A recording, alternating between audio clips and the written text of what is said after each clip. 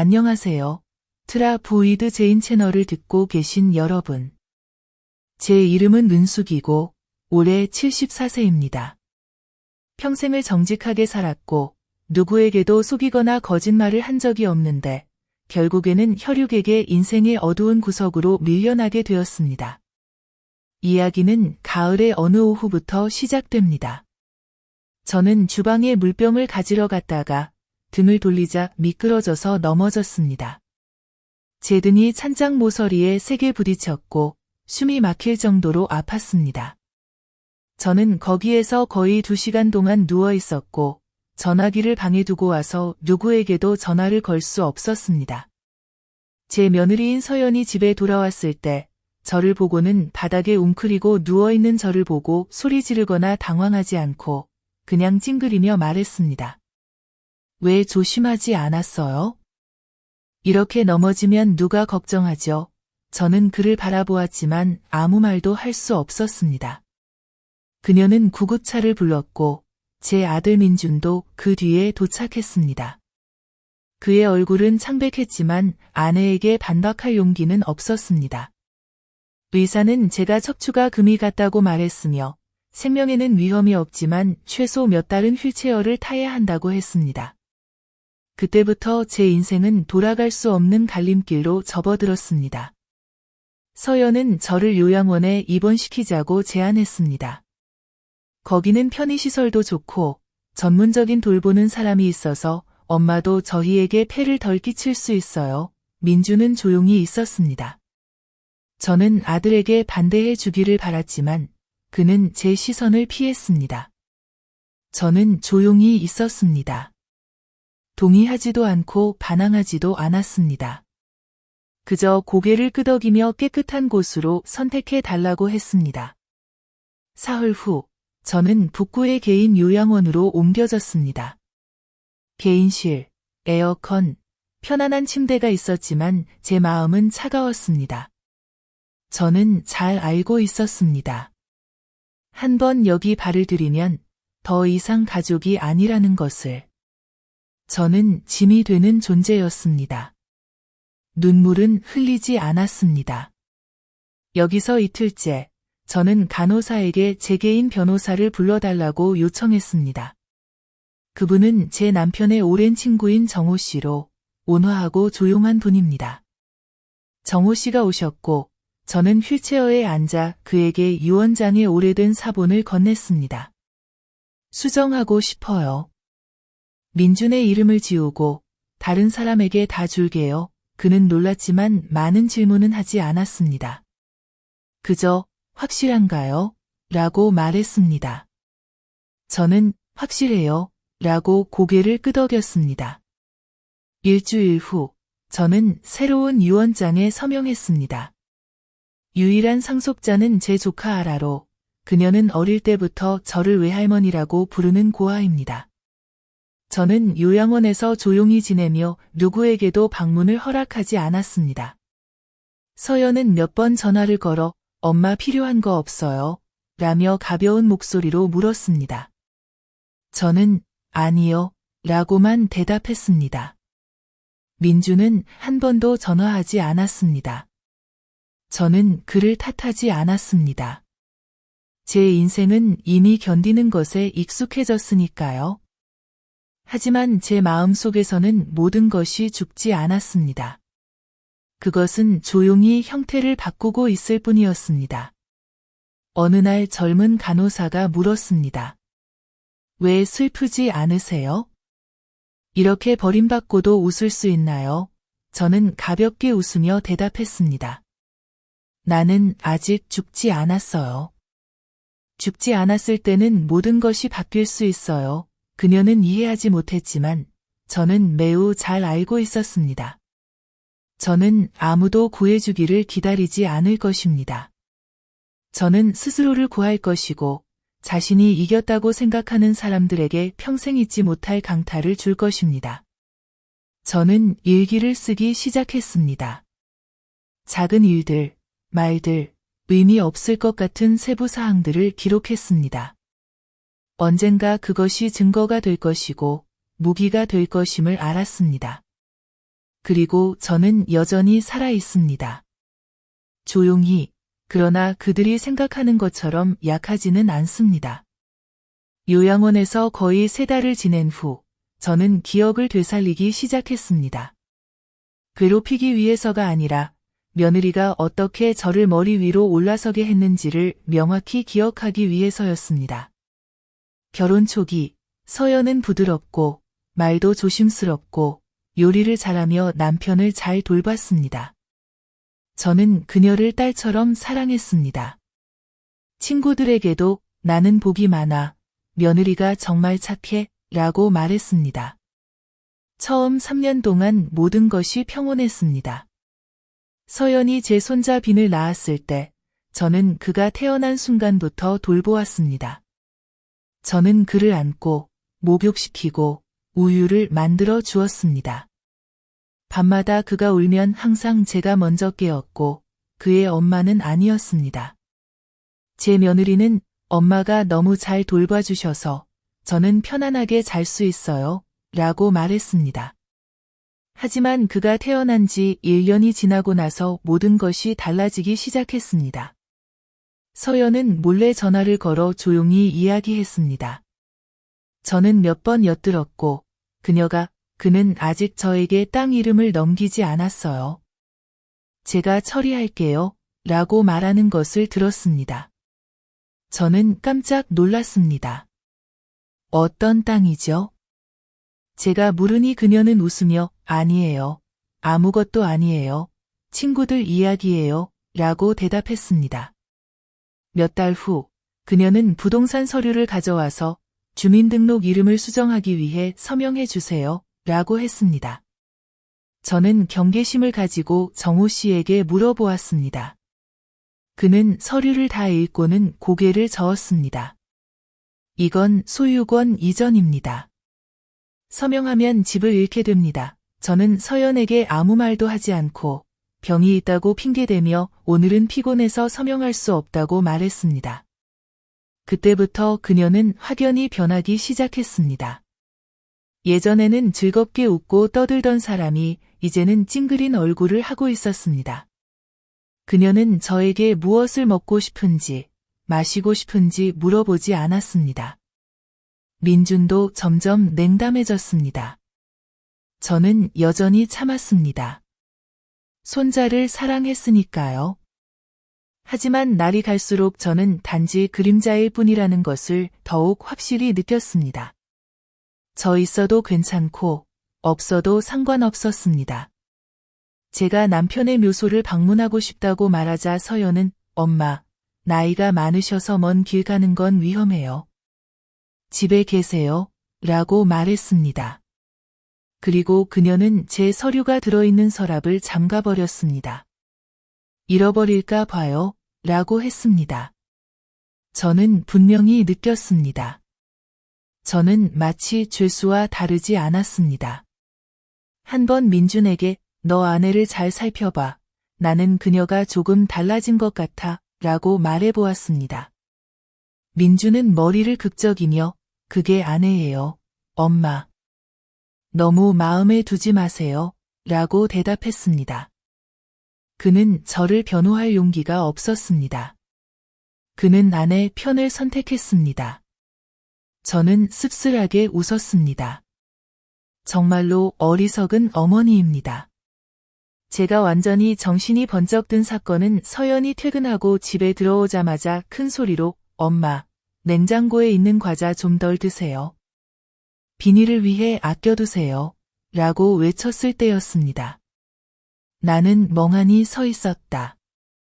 나는 정확히 한 조각의 쿠키를 먹었다. 그 쿠키는 내가 그달 집세를 도와주기 위해 보낸 돈으로 산 것이었다. 나는 한마디도 하지 않고 방으로 가서 저축 통장을 꺼내어 잔액을 꼼꼼히 세어보고 잘 간직했다. 그날 밤 나는 정호 씨에게 전화를 걸었다. 명확히 말했다. 나는 혈연이 아닌 사람에게 재산의 일부를 남기고 싶다. 왜냐하면 나는 혈연이 지금 모두 이빨을 드러내고 있다는 것을 알기 때문이다. 그래서 계획이 시작되었다. 나는 조용히 시골에 있는 정원을 팔았다. 부모님이 남기신 땅으로 누구와도 나누지 않은 곳이었다. 나는 그 모든 돈을 내 개인 계좌에 넣었다. 내 이름과 내가 아끼는 조카 아라의 이름으로 되어 있었다. 나는 조용히 짐을 싸고 넘어지기 전부터 준비했다. 그러나 그 넘어짐이 내가 집을 더 빨리 나올 기회가 될 줄은 몰랐다. 지금 생각해보면 나는 그 넘어짐으로 아프다고 느끼지 않고 오히려 그것에 감사하게 되었다. 덕분에 나는 그 위선으로 가득한 집에서 벗어날 수 있었다. 그리고 덕분에 나는 새로운 삶을 시작했다. 더 이상 누가 나를 조종하지 않았다. 내 친자식조차도. 요양원에서 사람들은 내가 늙고 혼란스러운 줄 알았지만 나는 그 어느 때보다도 맑은 정신이었다. 나는 죽음을 기다리며 누워있지 않았다. 나는 단계별로 세심하게 계획을 세웠다.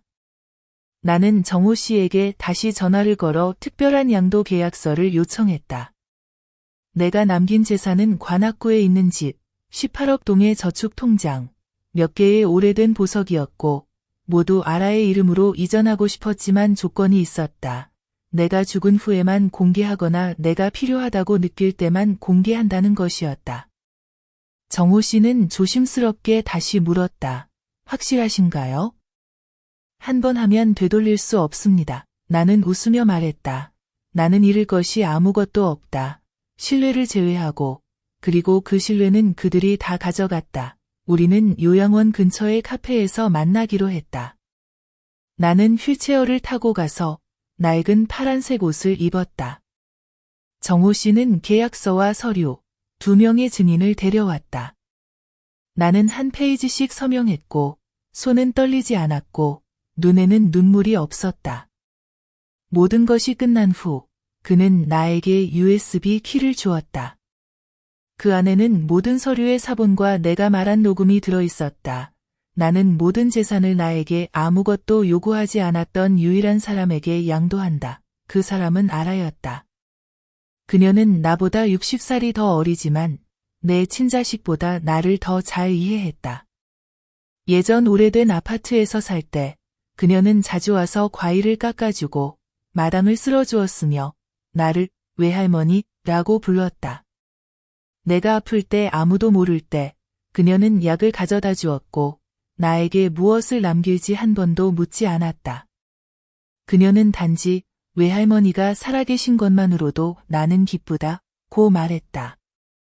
나는 누가 진실한지 아닌지를 이해하기 위해 너무 오랫동안 살아왔다. 양도 계약서를 작성한 다음 날 나는 옛은행 계좌에서 돈을 조금씩 인출했다. 그 계좌는 서연이 엄마가 관리하도록 도와줄 것이라고 제안했던 계좌였다. 나는 모든 것을 국제은행으로 옮겼고 그곳에서 나는 생체인식보안 코드로 내 이름으로 되어 있었다.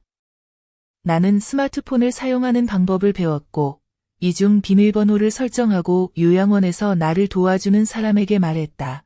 누군가 찾아오면 내가 모든 것을 가난한 사람에게 남겼다고 말해. 나는 그들이 찾아올 것이라는 것을 알고 있었고 그들이 손에 아무것도 남지 않았을 때 그 뻔뻔한 표정을 보고 싶었다. 나는 물리치료를 시작했다. 매일 아침 나는 목발을 짚고 요양원 마당을 짧은 걸음으로 걸었다. 다른 노인들은 계속 물었다. 은숙 할머니, 왜 또 운동해요? 나이가 많아졌는데 그만두세요. 나는 그저 웃었다. 어떻게 그만둘 수 있겠는가? 나는 아직 2번째 판이 남아있다. 나는 따로 한 사람을 고용하여 녹음하는 방법, 동영상을 찍는 방법, 클라우드에 저장하는 방법을 배웠다. 나는 매일 내가 하는 말을 기록했다. 옛날 이야기들, 계획들, 나를 배신한 사람들. 나는 증오로 말하지 않았다. 나는 증명하기 위해 말했다. 나는 결코 무너지지 않았다. 매일 밤 나는 가죽 노트를 열고 한 문장을 반복해서 썼다.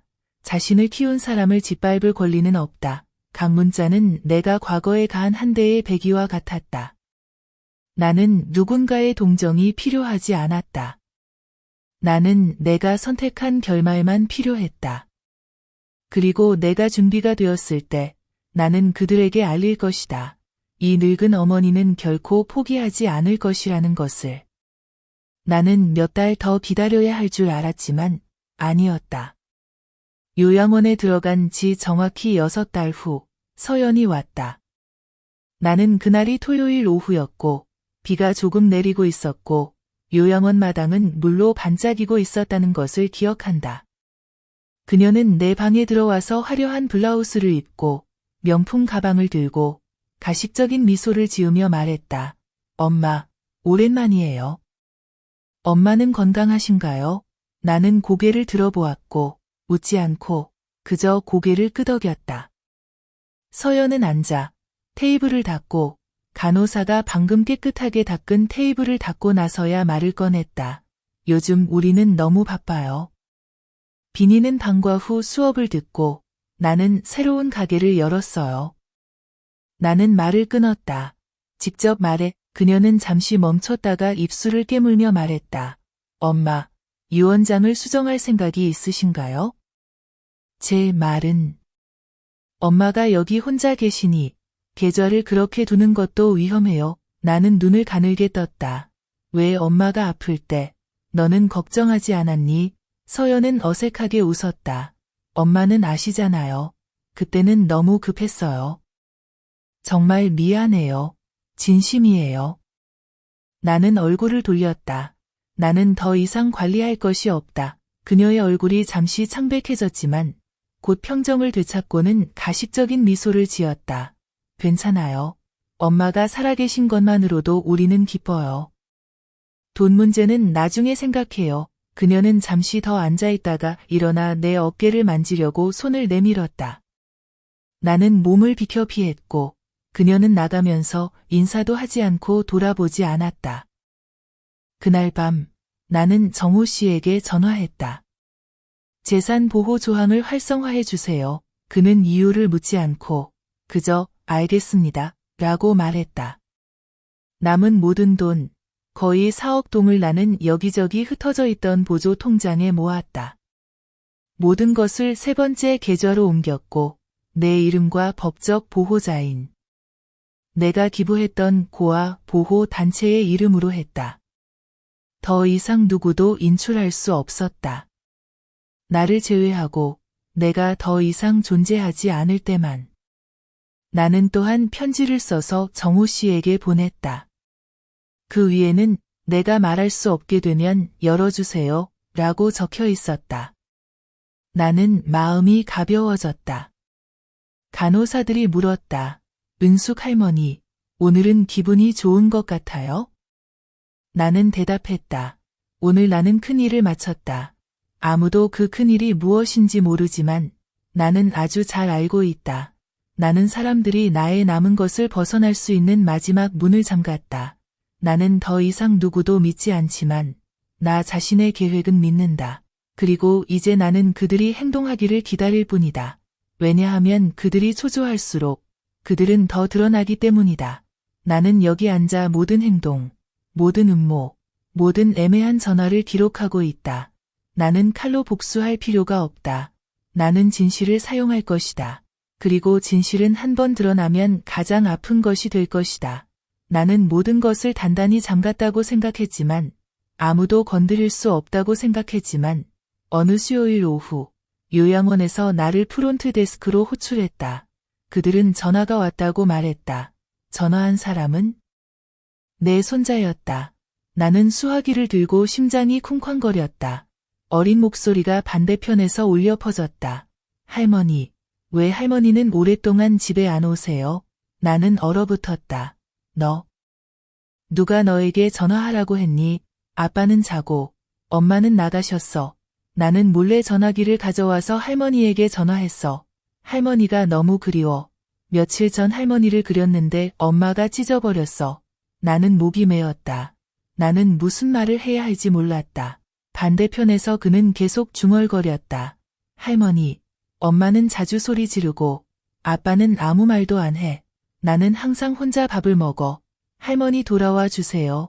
나는 입술을 깨물고 고개를 끄덕였지만 그 아이는 보지 못했다. 너가 할머니를 대신해 전화를 좀 받아줄래? 나는 말했다. 할머니. 노력할게. 나는 전화를 끊었다. 방이 갑자기 차가워졌다. 나는 멍하니 앉아 심장이 조여왔다. 나는 알고 있었다. 지금 돌아가면 나는 스스로 함정에 빠지는 것이고, 하지만 그렇지 않으면 그 아이는 거짓으로 가득한 집에서 자라게 될 것이다. 그날 밤 나는 잠을 자지 못했다. 나는 녹음기를 꺼내 켜고 떨리는 목소리로 일기를 읽었다. 오늘은 내가 집에 돌아오지 않은 지 178일째 되는 날이다. 내 손자가 전화했다. 그는 겨우 8살인데 이미 슬퍼할 줄 안다. 나는 스스로에게 묻는다. 내가 너무 단단한 건 아닐까? 아니면 내가 알기 때문에 마음이 약해지면 모든 것을 잃게 될 것이라는 것을. 나는 녹음된 내용을 다시 듣고 손자 라는 폴더에 저장했다. 다음 날 나는 정호 씨에게 전화해 물었다. 내가 그 아이가 18이 되었을 때 읽을 수 있는 메시지를 남기고 싶다면 도와줄 수 있나요? 그는 잠시 생각한 후 말했다. 좋아요. 할머니가 쓰세요. 제가 보관할게요. 나는 즉시 글을 쓰기 시작했다. 그 편지에서 나는 그 아이의 부모가 얼마나 나쁜지에 대해 이야기하지 않았다. 나는 단지 이렇게 썼다. 좋은 사람으로 성장해라. 주변 사람들이 그렇지 않더라도 할머니는 언제나 너와 함께 할 것이다. 어디에 있든. 나는 편지를 접어 봉투에 넣고 밀봉한 후 정호 씨에게 주었다. 부탁해요. 18이 되었을 때 그에게 주세요. 그날 밤 나는 요양원 주변을 걸었다. 바람이 살랑살랑 불고 나무들이 바스락거렸다. 나는 하늘을 바라보며 한숨을 쉬었다. 아들아, 할머니는 너를 버리지 않아. 할머니는 그냥 너를 보호하고 있는 거야. 노인이 할 수 있는 다른 방법이 없어서. 다음 날 나는 짧은 녹음들을 하나씩 녹음하기 시작했다. 각 녹음은 나와 내 아들이 어렸을 때의 이야기로 나중에 손자를 위해 남기기 위해서였다. 나는 그 녹음 시리즈의 이름을 아들이 아직 나를 사랑하던 시절이라고 지었다. 나는 분노를 풀기 위해 복수하지 않는다. 나는 모든 것을 한다. 어린아이가 무정함이 정상이라는 것을 배우지 않고 자라도록 하기 위해서 나는 새날을 시작하려고 하던 중 관악구의 옛 이웃 명숙 할머니에게서 전화를 받았다. 그녀의 목소리는 당황한 듯 했다. 은숙 할머니, 혹시 집을 팔고 계신가요? 제가 보니 입구에 판매 광고가 걸려 있더라고요. 나는 멍해졌다. 그 집은 내가 동철 남편과 함께 20년 동안 살았던 곳이자 민준과 그의 아내를 7년 동안 보살핀 곳이었다. 나는 판매를 한 적이 없었다. 왜 광고가 있지? 나는 자세히 물었다. 누가 그 광고를 걸었나요? 전화번호가 있나요? 명숙 할머니는 번호를 읽어주었다. 나는 기록했다. 전화를 끊은 후 즉시 정호 씨에게 전화했다. 문제가 생겼어요. 제 집이 팔리고 있는데 제가 전혀 몰랐어요. 정호 씨는 내가 그 번호로 직접 전화하지 말라고 했다. 그가 조사를 하겠다고 했다. 사흘 후 그는 보고했다. 그들은 집을 구매하기 위해 보증금을 걸었고 양도 문서의 서명이 할머니의 서명이지만 필체가 맞지 않아요. 나는 눈을 감고 가슴이 쿵쾅거렸다.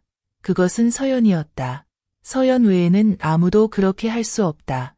나는 그녀가 나에게 전기와 수도 관련 서류에 서명하게 했던 일을 기억했다.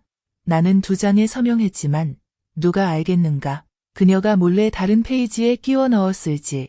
나는 오랫동안 가만히 앉아 있었다. 울지 않았다. 나는 익숙해졌다. 매번 아플 때마다 더 깨어났다. 정호 씨가 위로했다. 나는 양도 금지 신청서를 작성하고 있어요. 걱정하지 마세요. 모든 것이 아직 잃어버린 것은 아닙니다. 나는 작게 말했다. 나는 단순히 맞고 싶지 않아요. 나는 고소하고 싶어요.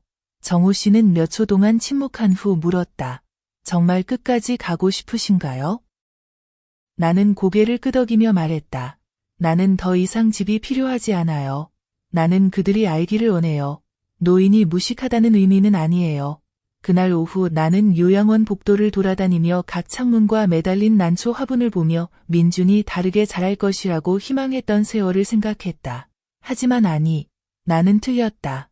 나는 정호 씨에게 다시 전화했다.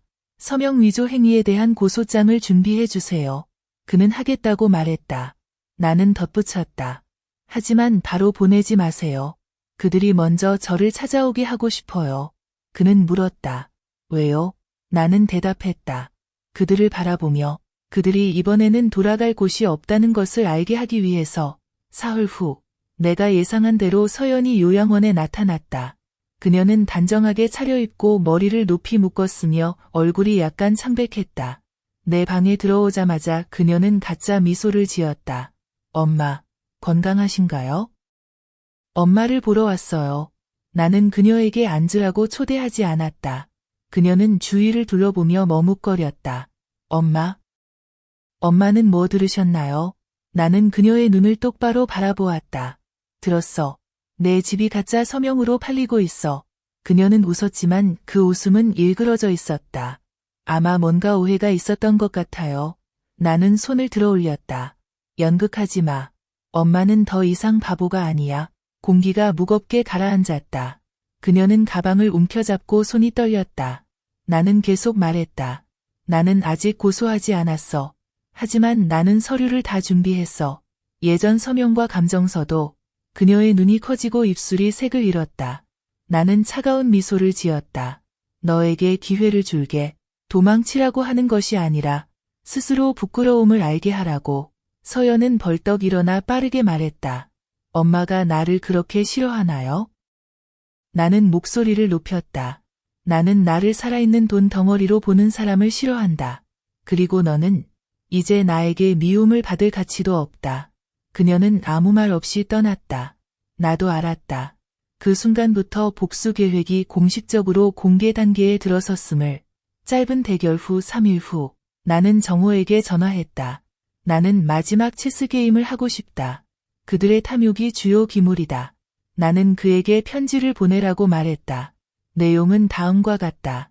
나는 유언장을 수정할 것을 고려하고 있으며 친척에게 두 번째 기회를 줄 것을 생각하고 있다. 편지는 법률사무소의 고급 종이에 인쇄되어 내 서명과 함께 민준과 서연의 집으로 바로 발송되었다. 24시간도 채 지나지 않아 나는 민준에게서 전화를 받았다. 엄마. 엄마 아직도 나에게 화나셨나요? 엄마는 괜찮으신가요? 나는 그의 목소리를 들었다. 마치 몰래 간식을 먹다 걸린 아이처럼 어색하게. 나는 질문에 대답하지 않고 말했다. 내가 엄마의 아들이라면 엄마가 필요한 것은 사과가 아니라 행동이다. 그는 망설이다가 나를 병원에서 만나고 싶다고 요청했다. 나는 동의했지만 조건을 걸었다. 혼자만 오고 아내는 데려오지 말고 정시에 와야 한다. 나는 정확히 30분만 기다렸다. 그는 정시에 왔고 빈손이었다. 여전히 둥근 얼굴에 머리를 짧게 깎은 민준이었지만 이제 그의 눈은 두려움으로 가득 차 있었다. 나는 미리 앉아 있었고 테이블 위에 녹음기를 놓았다. 숨기지 않고 말했다. 너는 왜 엄마가 너를 초대했는지 아느냐? 나는 물었다. 그는 고개를 숙였다. 네, 엄마는 나는 그를 막았다. 아니, 엄마는 알고 싶어 한다. 너의 머릿속에 엄마의 피가 조금이라도 남아있는가? 너는 엄마가 우는 것을 본 적이 있느냐? 그는 나를 바라보며 대답하지 못했다. 나는 계속 말했다. 엄마는 너희가 가난한 것에 대해 책임을 묻지 않는다. 엄마는 단지 엄마가 두 발 가진 ATM으로 여겨진 것에 화가 난 것이다. 그리고 너는 엄마가 애지중지 키운 아들이 한 번도 엄마 편에 서지 않았다. 그는 더듬거리며 말했다. 나 잘못했어요, 엄마. 나는 똑바로 바라보며 단호하게 물었다. 잘못이 뭐냐? 너는 엄마가 읽지 않은 종이에 서명하고 아내가 엄마를 여기로 밀어넣도록 동의했으며 이제 너는 입으로만 사과하는 것이냐?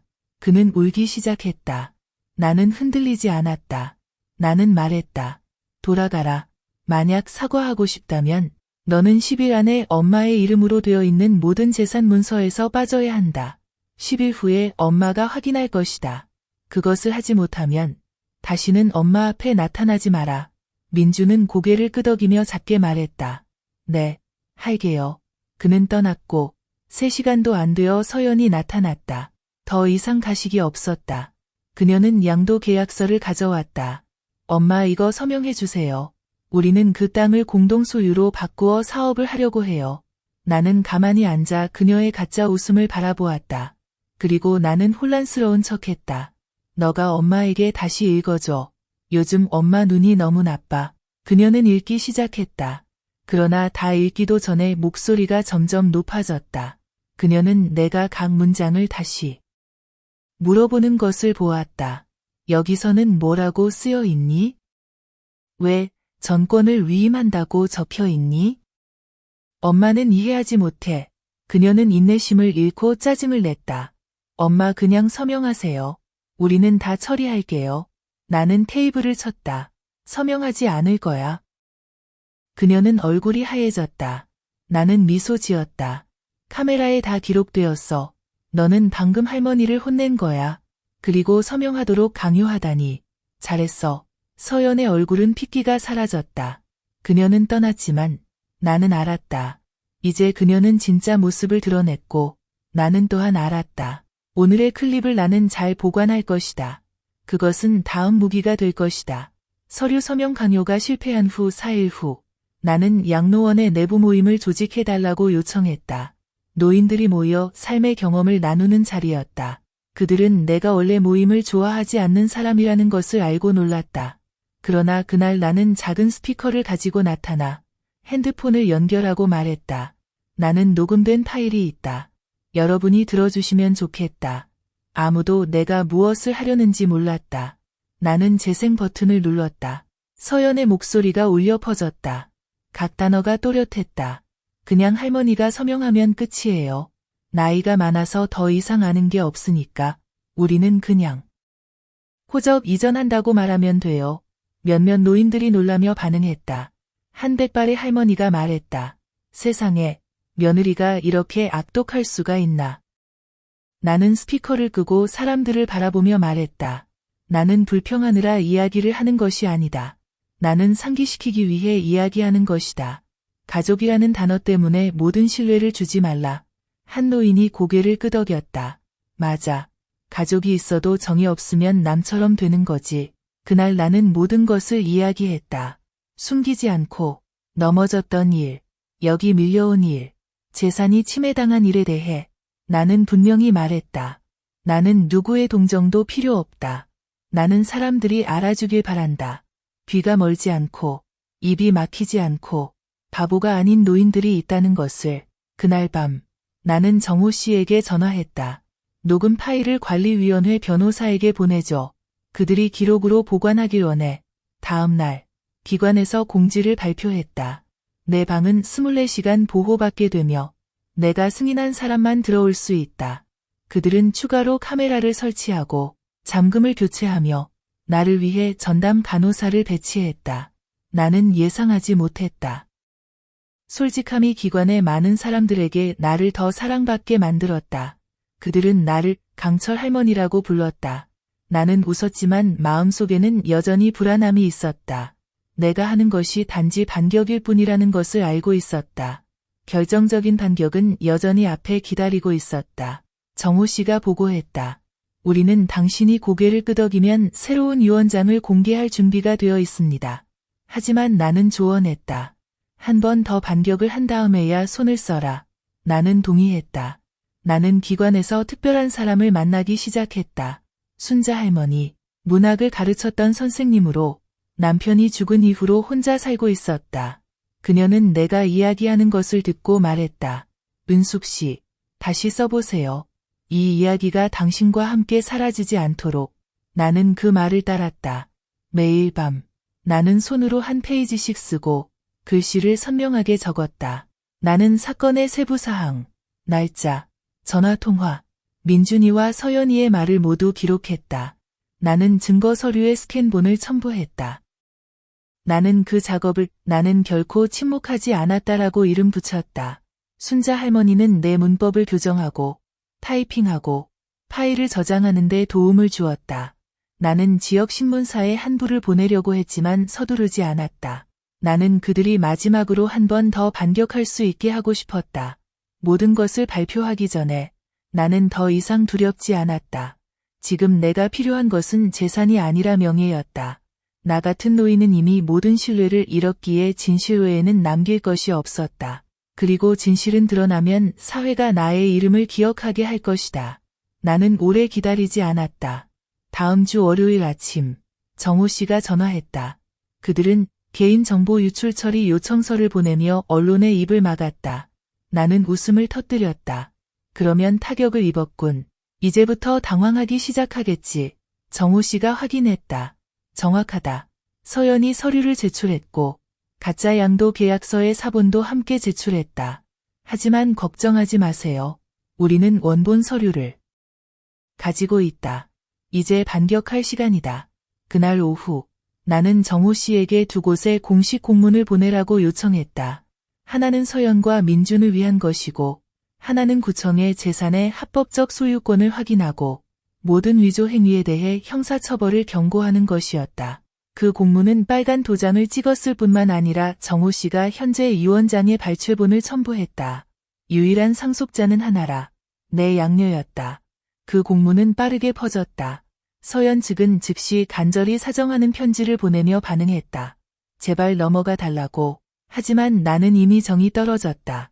나는 변호사 팀에게 내부 언론 선언문을 작성하게 했다. 우리는 큰 신문에 발표하지 않고 동네 신문, 노인회, 지역 포럼을 선택했다.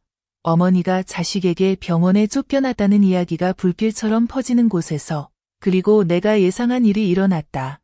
단 3일 후 지역 페이스북 그룹에서 어머니가 강제로 양도 서류에 서명하게 되었고 이제 영화처럼 반격한다. 라는 제목의 글이 올라왔다. 사람들은 떠들썩하게 이야기했다. 모두 나를 지지했다. 그들은 녹음 파일, 유언장 사진, 일기 발췌를 공유했다. 나는 모든 것을 공개하지 않고 사람들이 이해할 수 있을 만큼만 공개했다. 나는 사랑했지만 응답받지 못했다. 그때 나는 서연에게서 손편지를 받았다. 글씨가 급하게 쓰여져 있었다. 엄마, 공문을 철회해 주세요. 큰일로 만들지 마세요. 손자에게 영향을 미쳐요. 나는 응답하지 않았다. 나는 변호사에게 이 문구를 보내라고 했다. 나는 아직 살아있다. 아무도 내 재산에 손대지 못한다. 다음 날 수사기관이 서연을 불러서 서류 위조 혐의에 대해 조사했다. 나는 고소하지 않았다. 발신자는 정호 씨였고 법적 대리인으로서였다. 민준이 나에게 전화를 걸었다. 몇 달간의 침묵 끝에 엄마, 서연이 경찰에 불려갔어. 엄마가 그녀를 용서해줘. 나는 대답했다. 엄마는 이미 용서했지만 법은 그렇지 않아. 나는 전화를 끊었다. 인생에서 처음으로 마음이 가벼워졌다. 기뻐서가 아니라 결국 진실이 빛을 보게 되었기 때문이다. 그날 밤 나는 방에 앉아 오래된 자수 손수건을 꺼내어 모든 녹음 일기가 담긴 USB를 조심스럽게 포장했다. 나는 거기에 한 줄을 적었다. 살아있는 것은 권리가 있다. 아무도 빼앗지 못하게 하라. 나는 며느리의 마음을 다 보았다고 생각했지만 민준이가 다시 한번 나를 아프게 했다. 금요일 밤 내 전화가 계속 울렸다. 전화를 받으니 내 아들이며 목이 메어 말했다. 엄마, 나는 망했어. 내 사업 파트너가 나를 속였어. 나는 다 잃었어. 지금 나는 아무것도 없어. 나는 즉시 반응하지 않았다. 몇 초 동안 침묵하다가 물었다. 너 아내는 어디 있니? 그가 흐느끼며 말했다. 그녀가 나를 떠났어. 집 서류를 가져갔어. 엄마. 이번 한 번만 도와줄 수 있어. 나는 오랫동안 간직했던 말을 꺼냈다. 너는 엄마가 예전에 뭐라고 했는지 기억하니? 마지막은 10년 전이었다. 민주는 반박하지 않고 조용히 있었다. 나는 계속 말했다. 이제야 속고 버림받는 게 어떤 건지 알게 됐구나. 엄마는 그런 것들을 다 겪었어. 바로 너희들 때문이야. 민주는 울기 시작했다. 아이처럼 울었다. 하지만 나는 마음이 약해지지 않았다. 나는 간단히 말했다. 엄마는 더 이상 누군가를 구할 돈이 없어. 이제 남은 것은 명예뿐이야. 전화를 끊었다. 하지만 잠을 잘 수가 없었다. 며칠 후 나는 조용히 차를 빌려 간호사에게 중랑구의 저렴한 숙소로 데려다 달라고 부탁했다. 민준이 임시로 살고 있는 곳이었다. 나는 밖에서 창문을 통해 바라보았다. 내 아들은 지금 뼈만 남은 듯 말라 있었고 낡은 옷을 입고 방 안에서 움츠리고 있었다. 불도 선풍기도 어떤 말도 없었다. 나는 들어가지 않았다. 그냥 문틈에 종이 한 장을 끼워 넣었다. 그 안에는 한 줄만 적혀 있었다. 엄마가 당했던 것처럼 값을 치르렴. 그리고 나는 돌아섰다. 차가 떠날 때 나는 후면 거울을 통해 그가 문을 열고 주위를 살피며 기다리는 것 같았다. 그리고 종이를 집어들었다. 나는 몇 년 만에 처음으로 울음을 터뜨렸다. 분노 때문이 아닌 아쉬움 때문이었다. 혈육의 정이 사람들을 붙잡기에 충분하다고 믿었던 한 어머니의 아쉬움이었다. 병원에 돌아오자 나는 몇 시간 동안 조용히 앉아 있었다. 후회는 느끼지 않았지만 추위를 느꼈다. 그 추위는 날씨에서 오는 것이 아니라 한때 어머니의 마음이 있던 곳에서 오는 것이었다. 나는 일기를 하나 더 썼다. 이번에는 음성으로 기록하지 않고 손으로 썼다. 오늘 나는 아들이 어둠 속에 앉아있는 모습을 보았다.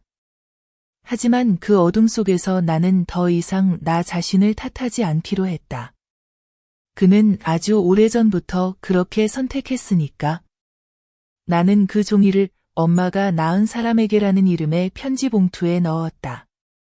민준이 언제 이해할지 모르겠지만 언젠가는 그가 그 문장을 읽고 사과로는 치를 수 없는 대가가 있다는 것을 이해할 것이라고 믿었다. 나는 다시 고요함에 익숙해지려던 참에 어느 비 오는 오후 방 안에 전화가 연속으로 울렸다. 상대편은 낯선 남자의 목소리로 경찰이라고 소개했다. 은숙 씨 맞으시죠? 저는 경찰서에서 전화드립니다. 손자 이지호가 오늘 낮부터 실종되었습니다. 나는 얼어붙었다. 내 심장은 거의 멈춘 것 같았다. 나는 침착하려고 애썼다. 뭐라고요? 실종이라니? 내 손자는 학교에 가고 있잖아요. 상대방은 설명했다. 아이가 방과 후에 돌아오지 않았고 학교 카메라에 낯선 남자와 함께 나가는 모습이 찍혔다. 우리는 주변 데이터를 추출하고 있습니다. 나는 소름이 끼쳤다. 머리가 어지러웠다. 나는 휠체어에서 벌떡 일어나려다가 거의 넘어질 뻔했고 테이블에 기대어 균형을 잡았다. 간호사가 놀라서 나를 붙잡았다. 은숙 씨, 괜찮으세요? 나는 떨리는 목소리로 말했다. 나를 위해 차를 불러줘. 경찰서에 가야 해. 30분 후 나는 경찰서에 도착했다. 경찰은 나에게 동영상 클립을 보여주었다. 나는 지호가 학교 문을 나서는 모습을 분명히 보았다. 그리고 검은 옷을 입고 안경을 쓴 남자가 그에게 무언가를 말하며 몸을 숙였다. 아이는 고개를 끄덕였고 그 남자를 따라갔다. 나는 숨을 헐떡이며 말했다. 안 돼. 그 아이는 낯선 사람을 따라갈 리가 없어. 경찰은 의심스러운 표정으로 물었다. 그 사람이 가족과 아는 사이일 가능성이 있나요? 아니면 최근에 갈등이 있었나요? 나는 잠시 침묵하다가 대답했다. 그 가족은 갈등이 많았지만 아이는 무죄야. 나는 정호에게 바로 전화를 걸었다. 내 손자가 복수의 수단으로 쓰이려는 것 같아. 정호는 즉시 한 지인을 통해 사설 탐정에게 수사를 의뢰했다. 36시간 후 우리는 단서를 얻었다. 한 배달 기사가 검은 옷을 입은 남자와 아이를 동부터미널 근처의 숙소로 태웠다고 진술했다. 그 남자의 얼굴은 동영상 속 범인의 묘사와 비슷했다. 나는 정호 앞에서 거의 무릎을 꿇었다. 나는 모든 재산을 포기하겠다. 그저 아이를 구하기만 하면 돼. 정호는 내 손을 꽉 쥐었다. 당신은 침착해야 해. 그들이 당신의 약한 모습을 보지 않게. 나는 눈물을 흘리며 말했다. 나는 약하지 않아. 하지만 그 아이는 내 손자야. 3일째 저녁, 내 전화가 울렸다.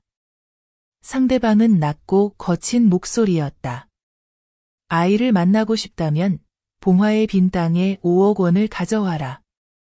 혼자 오고 경찰에 신고하지 마라. 나는 물었다. 어떻게 믿을 수 있죠? 아이가 살아있다는 걸? 그쪽에서 울음소리가 들렸다. 지호의 목소리가 울먹였다. 할머니. 나는 거의 소리쳤다. 내가 갈게. 하지만 만약 그 아이가 한 올의 머리카락이라도 잃는다면 나는 당신들을 무덤의 바닥으로 끌어내리겠다고 맹세해. 나는 정호에게 전화를 걸어 구체적인 장소를 알리고 그가 경찰과 협력해 줄 것을 요청했지만 나는 혼자 가기로 했다. 약속대로. 그날 밤 나는 차에 올라 현금으로 가득 찬 여행 가방을 챙겼다. 내가 가진 전 재산이었다. 나는 재산을 위해서가 아니라 아직 성장하지 못한 생명이 어른들의 복수 게임에 끌려 들어가는 것을 막기 위해 갔다. 나는 그곳에 도착했다. 빗속의 텅 빈 땅, 황량하고 오싹한 곳이었다. 나는 거기서 혼자 기다렸다. 그러던 중 멀리서 한 남자의 그림자가 나타났다.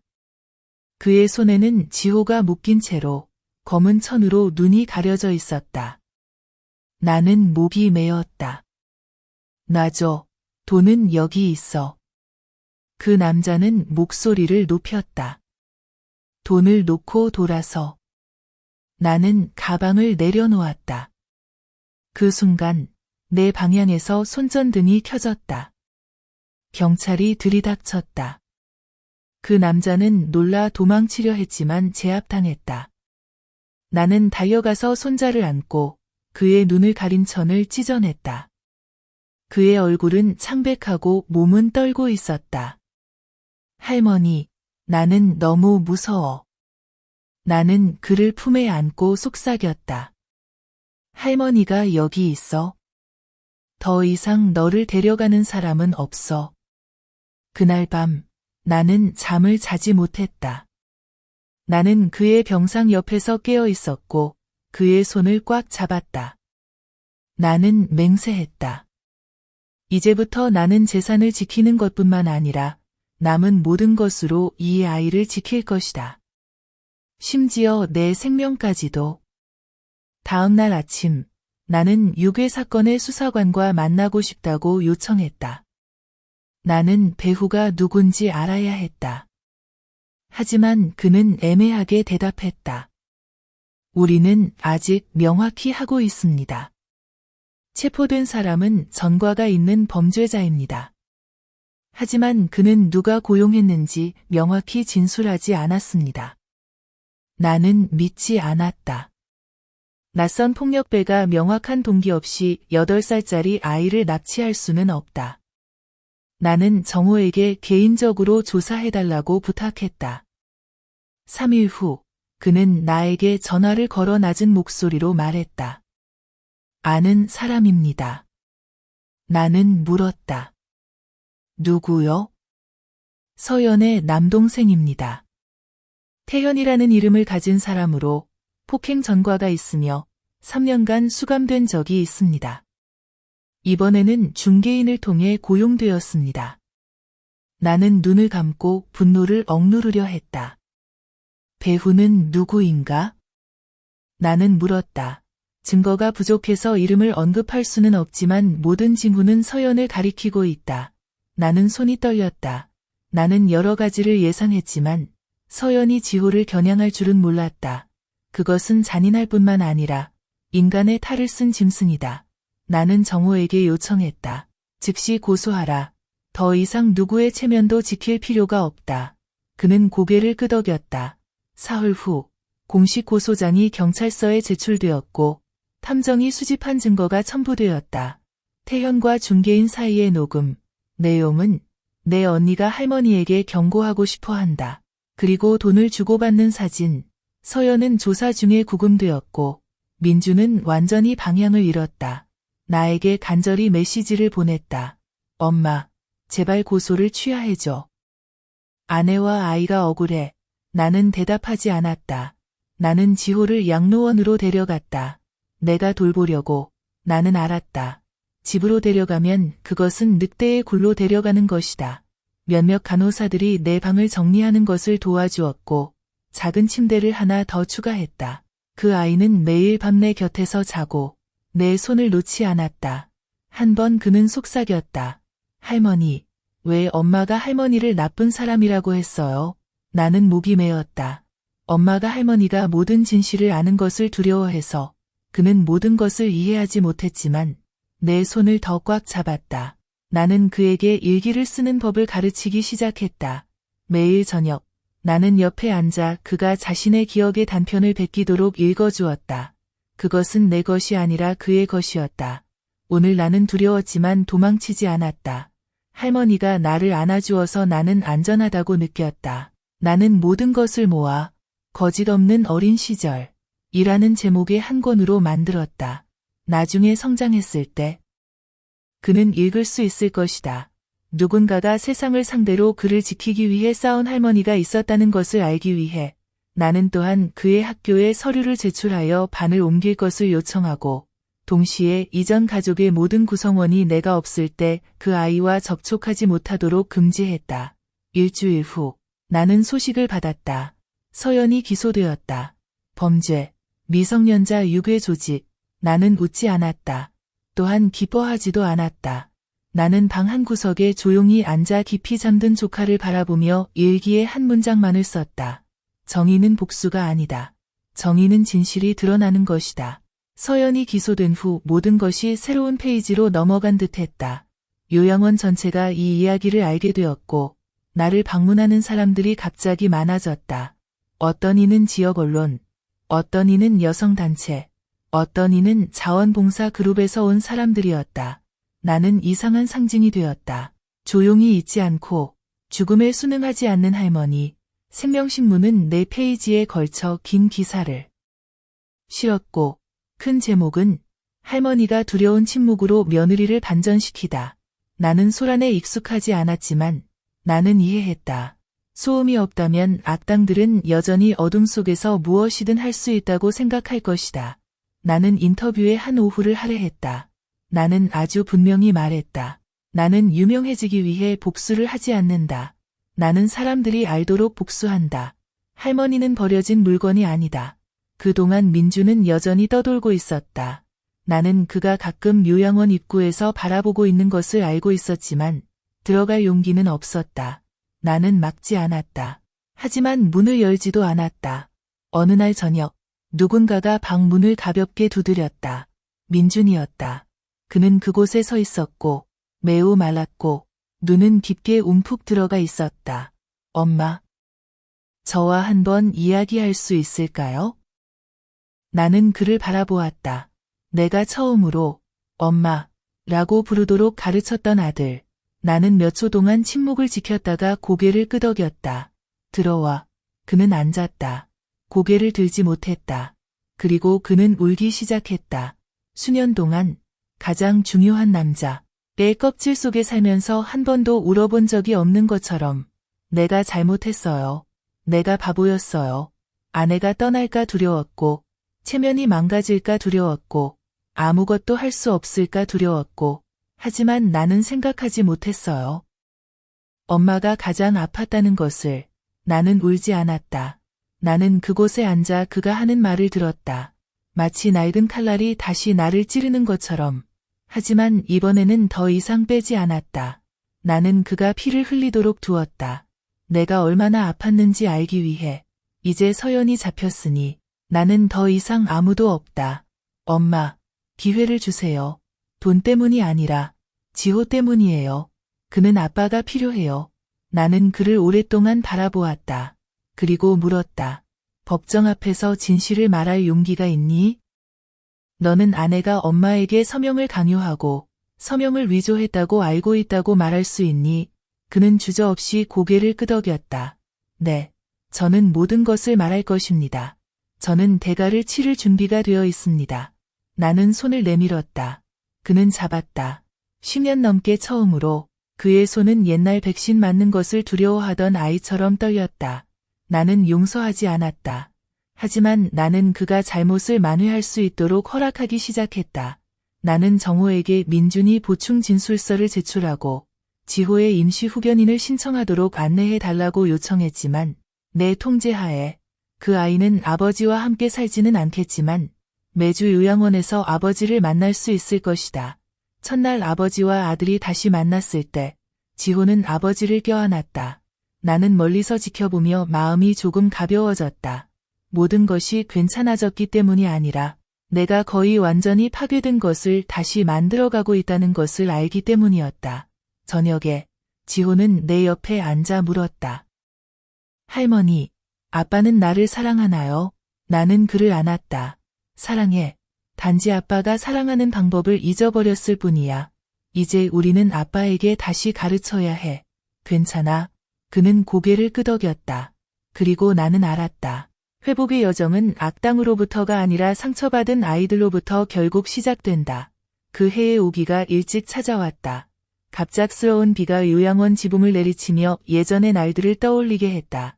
내가 장터에서 비를 맞으며 채소를 한 보따리씩 집으로 가져오고 민준의 학업을 걱정하던 시절. 이제 나는 머리가 하얗게 새고 휠체어에 앉아 있으며 아들은 신고서를 작성하는 의자에 앉아 자신이 숨겨왔던 잘못을 하나하나 이야기하고 있었다. 수사기관 앞에서 완전한 진술을 마친 후 민준은 임시 석방되었다.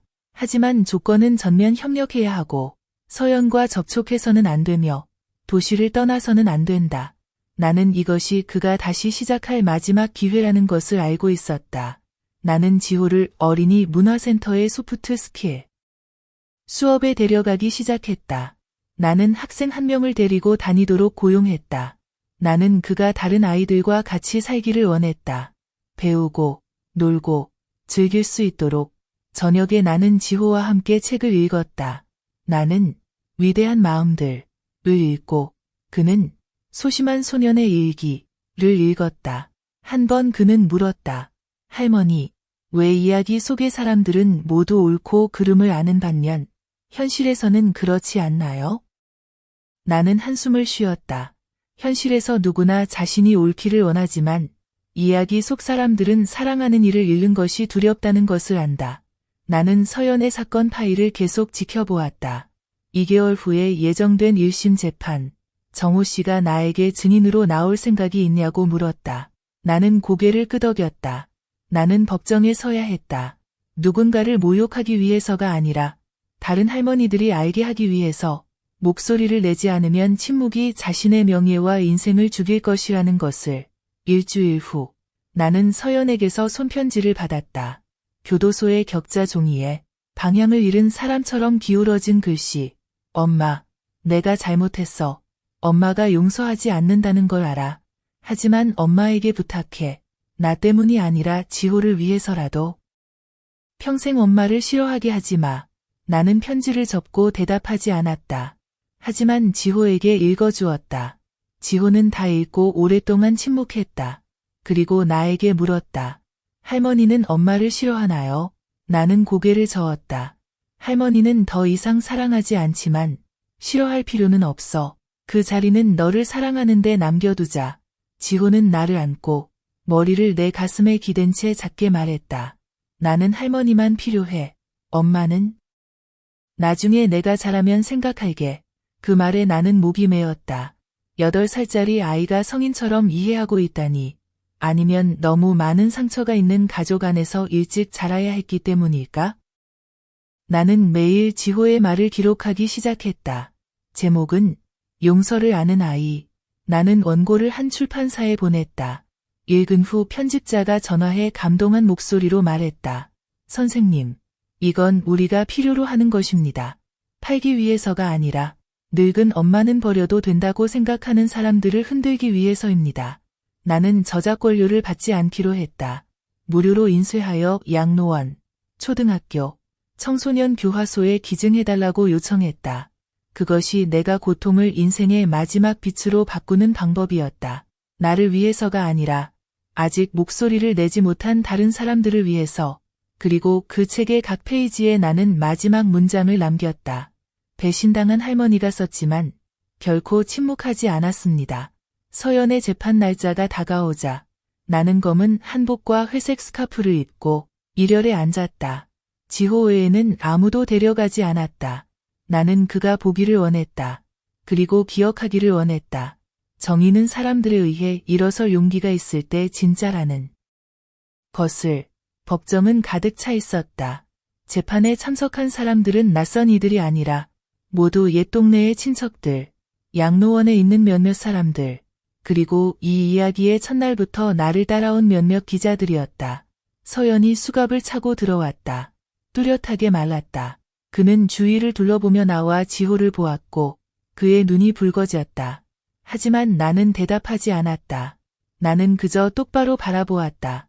판사가 내 이름을 부르자 나는 앞으로 나갔고 휠체어가 증언대에 가까이 밀려왔다. 나는 일어나 증언대의 난간을 붙잡고 주위를 둘러본 후 시작했다.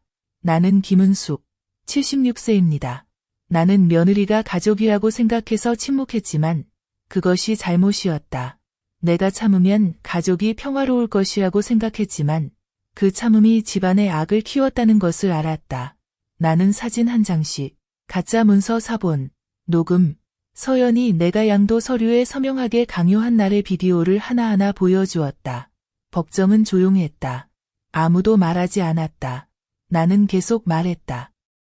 나는 여기서 돈을 요구하기 위해 서 있는 것이 아니다. 나는 여기서 말하기 위해 서 있다. 만약 나 같은 할머니가 목소리를 내지 않으면 이후의 아이들은 거짓 속에서 자라게 될 것이다. 그리고 바로 나. 이 아이의 할머니는 그가 늙은 여자는 버려야 할 존재라고 믿게 두지 않을 것이다. 지호는 뒤에서 눈을 크게 뜨고 나를 영웅처럼 올려다보았다. 나는 영웅이 아니다. 나는 단지 엄마일 뿐이지만 쓰러지지 않는 엄마이다. 재판은 서연에게 미성년자 유괴 및 재산 탈취를 위한 문서 위조 혐의로 6년형을 선고하며 끝났다. 나는 울지 않았다. 판결을 들으며 고개를 끄덕였다. 지호는 내 손을 꽉 잡고 속삭였다. 할머니, 우리가 이긴 거죠? 나는 대답하지 않았다. 그저 그의 손을 꽉 쥐었다. 법정을 나서자 언론이 몰려들었다. 나는 짧게 말했다. 내가 이긴 것이 아니라 진실이 이긴 것입니다. 이후 몇 달 동안 나는 더 많이 쓰기 시작했다. 양로원에서 나를 초대해 이야기를 나누었고 나는 내 여정을 이야기했다. 불평하기 위해서가 아니라 늙어도 우리는 여전히 자신을 지킬 권리가 있음을 상기시키기 위해서였다. 나는 작은 그룹을 만들었다. 할머니의 이야기 구석, 그곳에서 노인들이 자신의 고통, 억울함, 그리고 아무도 믿지 않는 기억들을 녹음할 수 있었다. 나는 그 이야기들을 작은 책으로 인쇄하기 위해 돈을 자비로 사용했고 무료로 배포했다. 매번 지호가 책을 읽을 때마다 그는 물었다. 할머니, 이 사람도 할머니와 같아요? 나는 고개를 끄덕였다. 맞아. 이제는 아무도 너희를 무시하지 않을 거야. 어느 날, 지호가 엉망으로 그린 종이를 가져왔다. 할머니가 법정의 단상에 서 있고 뒤에는 아이가 있으며 주위는 빛으로 가득 차 있다. 나는 그것을 보고 눈물이 나도록 웃었다. 나는 더 이상 두렵지 않았다. 더 이상 화가 나지 않았다. 나는 시간이 많지 않다는 것을 알았다. 하지만 다시 선택해야 한다면 나는 처음처럼 조용히 있을 것이다. 필요한 순간에 나는 번개처럼 터질 것이다. 적절한 순간과 충분한 소리로. 왜냐하면 나는 알고 있다. 한 노모가 진실을 지키기로 결심하면 아무도 그를 막을 수 없다는 것을. 이제 매일 아침 나는 누가 문을 두드려 재산을 빼앗을까 걱정하지 않고 일어난다. 더 이상 비 오는 밤에 집에서 쫓겨나는 꿈을 꾸지 않는다. 나는 지호와 여전히 그 작은 방에 있다. 내가 버려졌던 곳이 이제는 가장 평화로운 장소가 되었다. 나는 그에게 이야기를 들려주곤 한다. 천천히 말하며. 이야기에는 공주도 왕자도 없고 오직 용감한 할머니와 끊임없이 질문하는 소년만 있다. 우리는 함께 요리하고 함께 책을 읽고 함께 인생의 마지막 일기를 쓴다. 나는 그에게 용서하는 것이 있는 것이 아니라는 것을 가르친다. 그것은 자신이 증오를 짊어지지 않기 위해서이다. 나는 내가 얼마나 더 살 수 있을지 모르지만 한 가지 확실한 것은 나는 그에게 할머니에 대한 다른 이미지를 남겼다는 것이다. 허리 굽은 채 자녀를 기다리는 사람이 아니라 일어설 용기를 가진 사람, 아니오라고 말할 용기를 가진 사람, 마지막 순간까지 인격을 지키는 사람. 내가 눈을 감을 때 나는 그 아이가 기억하기를 원한다. 할머니는 너를 버리지 않아. 할머니는 잘못된 것을 저항하는 것뿐이야. 너가 제대로 살 수 있도록. 그리고 만약 이 생에 다음 생이 있다면 나는 여전히 너의 엄마가 되기를 선택할 것이다. 단지 이번에는 나는 그렇게 일찍 조용히 있지 않을 것이다.